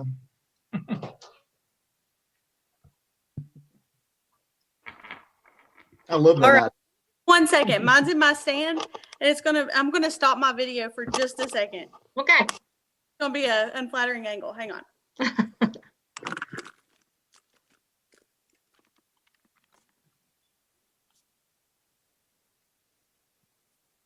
And Blake, we expect you to send food our way, okay? Okay. We'll order online. Hey, Amanda, you ready? Yeah, I'm ready. I'm here for it. All right. So I don't know if any of you all are familiar with Richlands, but this used to be Curry's, which was like the first retail store. They carried men and women's. Everybody raves about Curry's. So anyways, I'll try to go slow here. We have accessories over here, and then more over here. And then we've got two fitting rooms up front. This is my middle section here. We've got a cell rack. And Amanda, slow down. I'm shopping. Yes, I can send that right to you. So this is where the men can weigh, and then my big mirror. I wanted everyone to come out and feel like they had found something. So we have, the middle, and then back here is our fitting rooms, and this is where my big table display here. So I try to pair as many outfits as possible throughout the entire store. That's how people shop. So in addition to putting them on. And then, of course, your husband called and said to buy anything you want. Just a friendly reminder. So merchandising wise, the entire store is filled. We have over 300 individual different pieces. So anyways, everything's color coordinated because I feel like that's just a cleaner look. And then, of course, over here we have basics, tunics and such. And then, yeah, I try to keep my store filled at all times. And then I merchandise. I try to have earrings and accessories with every outfit. And then, of course, I try to layer. Over here's don't mind my mess. That's my decorations. So I think I may be losing a little bit of signal getting closer to the back of the store, but there you have it. You really have a pretty large space there, Amanda. So you've got yes, it is huge. We had outgrown our previous space. It was a lot smaller. I'll try this with my laptop. I don't know how good I am at aiming it. You can see some of our products here. This is some of our signage and things like that for Christmas that we're working on. Lady also does mugs. We've got Christmas ornaments here, some more Christmas signs.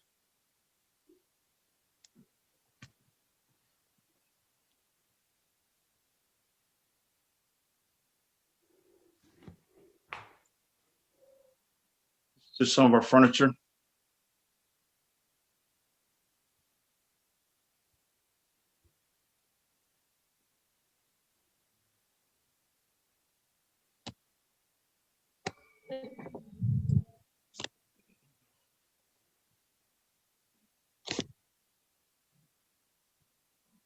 Fitting with our Appalachian theme, we've got an outhouse door for the bathroom. So.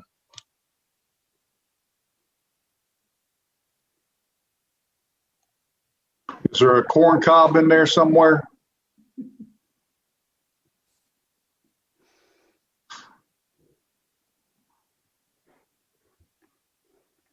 Larry, you froze his screen. I froze him up. I should have kept my mouth shut. Some of our items here.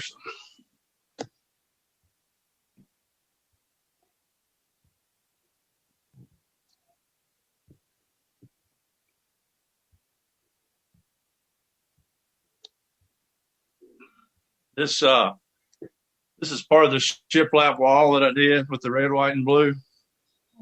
It's kind of seems to get a lot of attention.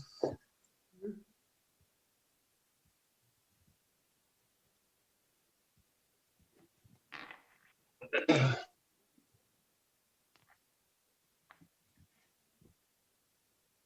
is our jewelry, same picture we showed earlier.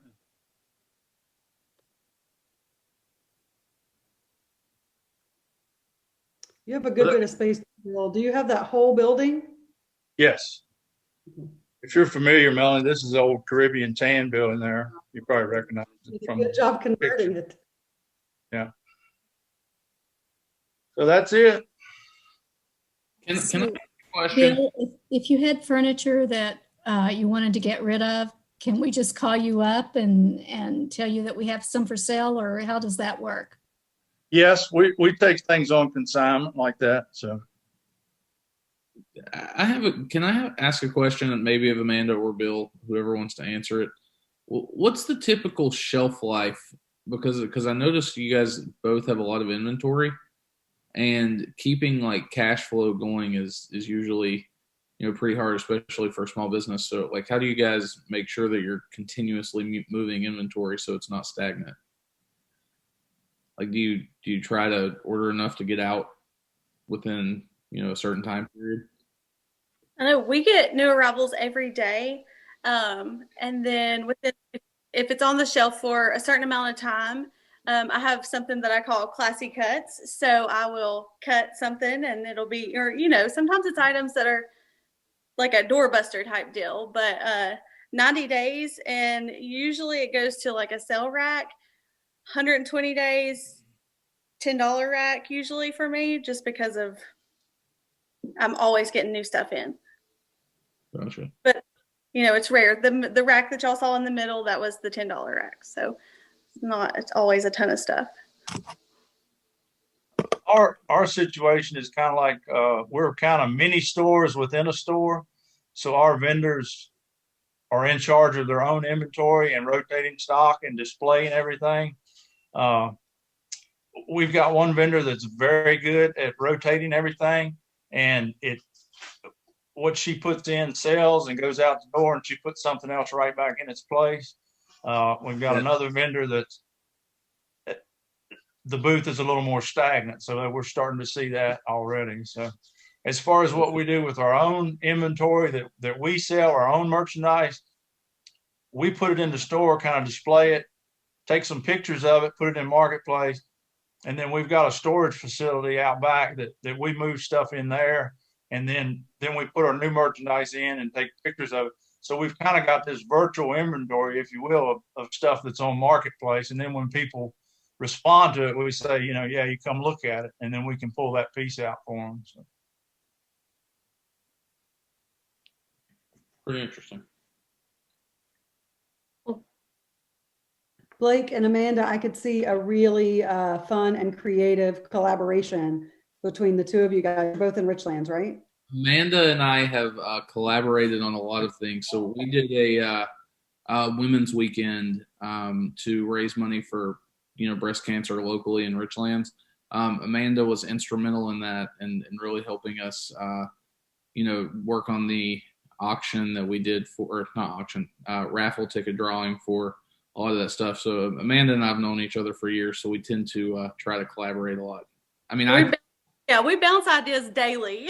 I'd love to hear that. I could even see like in that nice big open space where the men sat, I could see like you bringing over like a little mini keg or something, let them sit there and have a beer, maybe two, depending on how long they're there. I mean, you don't want them driving off drunk, I guess. Maybe there's some ABC rules you'd be flouting a little bit, but you're probably going to do really well if the men are there waiting, having a drink.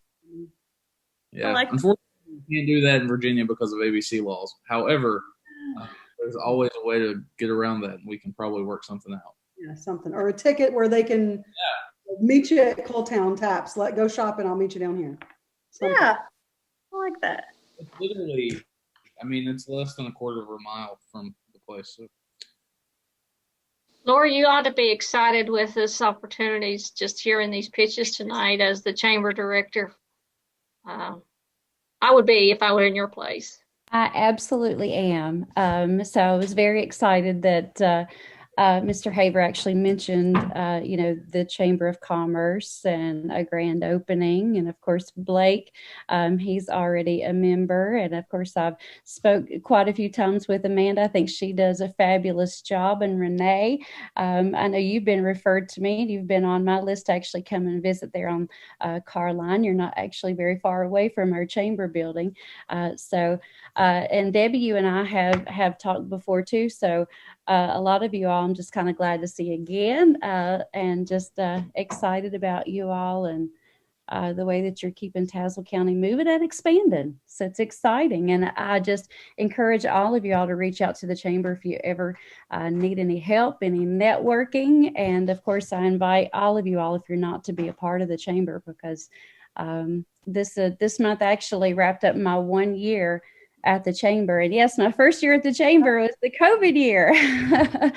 I've loved it. You all are certainly the backbone of our community. And I was recently, and I'll just tell this story real quick. I was recently at a business in Bluefield, Virginia. And this young man started his business when he was 20 years old, and he just completed his 20th anniversary. 20 years behind him, and he's only 40 years old. And I just think that that's absolutely incredible. And, and he said, don't think that it didn't sacrifice my time and my health and my family and everything else. Of course, he said that in jest. But, Melanie, I know, it's just hard work. It takes your whole life to run the business like you all do. And I certainly admire each and every one of you. That's why I love this program. It's just giving the tools and some financing or some money assistance to help. And I think this is great for the communities. Judges, can you stay on just a few minutes? But competitors, you all get kudos from me. If you were here, I'd give you a pat in the back, or I'll share a piece of chocolate with you. Now that means a lot if I'm going to share it. But y'all have done great the last 6 weeks. I couldn't be more proud of you. If I handpicked you, I think you all have done great, and I really am excited about the business opportunities that you're going to offer for Tazewell County, and keep it going. There's help out there. I hope that you've learned anything in the last 6 weeks, that there's a lot of support behind you, not only to get you started, but throughout the next 20 years, like the gentleman that Lori mentioned. Quick reminder, we need those business plans by next Tuesday, the 24th, before you start prepping your turkey. And we want to give the judges a week or so to review those. And those judges are outside of Tazewell County, so we're going to keep this fair and unbiased as much as we can. And hopefully, Pam and I are going to put our heads together and figure out a way that we can, even with COVID, figure out a way to announce the winners, and we will be in touch with you. But Pam, you want to say anything before we allow our competitors to sign off? Yes, I would just like to say thanks to everyone that participated. It's always great. I mean, I've enjoyed it both years. We get really close to the business entrepreneurs, and Blake participated last year. Bill participated, and we've kept up with you guys. And I follow you. I don't know if I follow you yet because I don't do Facebook a lot, but I keep up with you and I check on everybody. But I thought Lori might want to discuss and tell you a little bit about our partnership that the county is going to be doing with the chamber, since the Tazewell County Chamber will be administering it. So if you want to tell them a little bit about that, they may be interested in that program. Okay, so we are actually very excited, and Pam, I'm kind of glad that you gave me the approval to go ahead and discuss this because Okay. I'm really excited. So, and I started to do that, and I thought, I don't know if we should do it or not. Okay, so it was been quite a few months now. There was word that there was the possibility of receiving an $800,000 grant from DHCD. And my chamber president, her name is Regina Sayers. I'm sure a lot of you know Regina. She just said, Lori, we got to do this. We got to get a hold of Pam, and we've got to make sure that, we get some partners in place or we be a partner to the county and also the IDA in order to apply for this amazing opportunity. So you applied for $500,000, but if you could show that you had 30% of SWAM businesses in Tazewell County, then you had the opportunity to apply for $800,000. So just this past week, we were on the conference call with DHCD where we were told that Tazewell County has been granted this grant. So $800,000. So, and I'm going to be the first to tell you, I have to say thank you to Pam. Pam is incredible. I have to say thank you to Regina Sayers. They were on it. And, and I have to say this too, if I have been put in this position to meet incredible partners in business, then that's exactly what has happened in my life, because just meeting Regina and meeting Pam and, inspiring business owners like Melanie. And I'm not picking on you guys and just mentioning these ladies, but these are just some women in my lives that have been the worker bees that I see just really bring things together and make it happen in a flash. And that's exactly what's happened. So anyway, we are going to wait until this next round of CARES Act money comes out by the end of the year. And in the very early part of 2021, we'll be able to start accepting applications for this next round of help for Tazewell County. So that's great.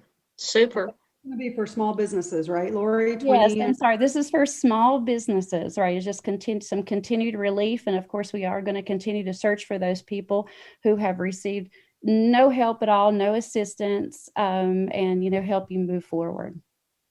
It will be for employers with 20 employees and less. That's great. And my other partner in this project, Margie, you want to say anything to the competitors and to the team? Well, it has been an honor and a privilege for me and my team, which is Brittany Clark Clayman and Misty Bandy, to participate in this. We are here to serve the small businesses of our community, and we're happy to do whatever we can to help you. So, if you need some assistance with maybe the applications that Lori and Pam are talking about, then certainly feel free to give us a call, because we do want to be there to help you.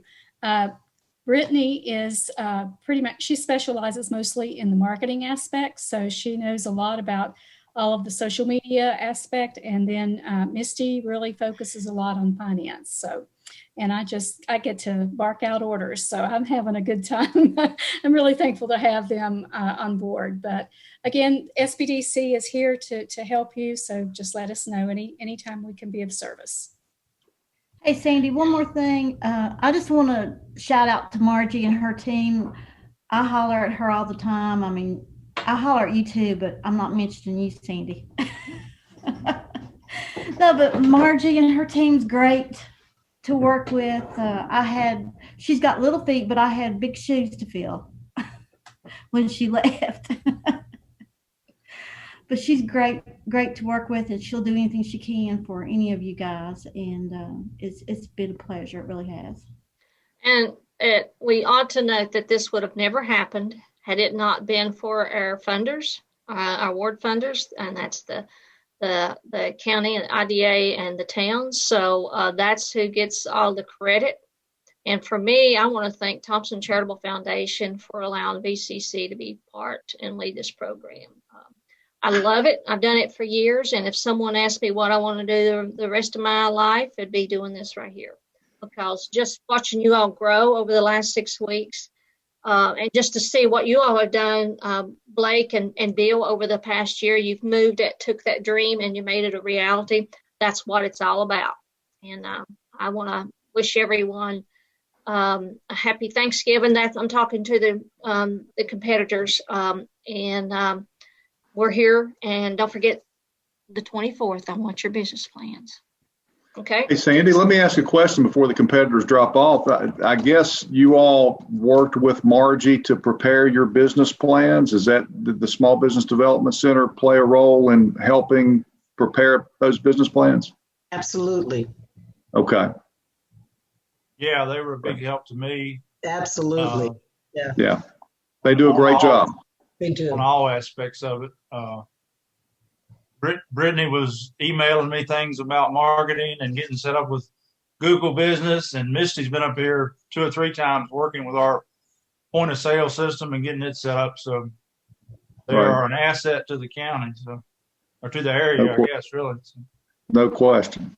So if you're talking to the president of the college, Dr. Ronnie Wright, please be sure to mention what an asset these ladies have been to the SBDC, because we really need to keep them on board.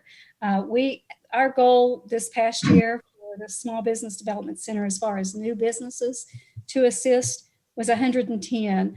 To date, we have helped 212 new businesses. That's not including the businesses. And I'm telling you, we have really worked hard to get funding to the folks that have needed it. So I say kudos to them, and I really appreciate their work.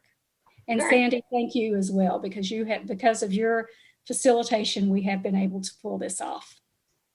That's what I told you. It's what I love. I would like to add with Margie, it's not just about the funding or the business planning. They are so well connected. Margie was even able to help connect me to a craft beverage specialist in Virginia Beach. And when she said that, they're doing really good. I was like, really? Margie knows her beer. Yeah. Yes, she does. Sentiment. Well, thanks, competitors. We'll be in touch, and I hope you have a good Thanksgiving. So if you can sign off, I just wanted to meet quickly with the judges.